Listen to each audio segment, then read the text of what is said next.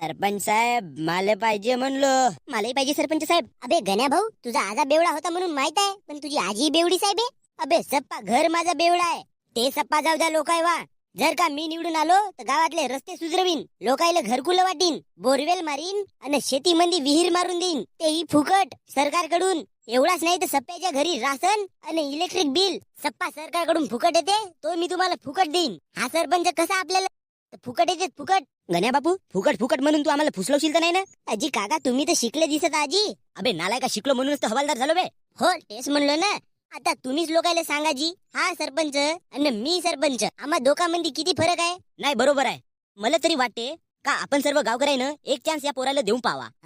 आता बोलले पाय हवालदार काका, ह्याला चान्स द्या नाही तर कोणाला द्या, पण निवडणूक मीच जिकीन. चल रे गुडल्या. ऐका हो मंडळी, ऐका. अरे गाववाल्यांनो,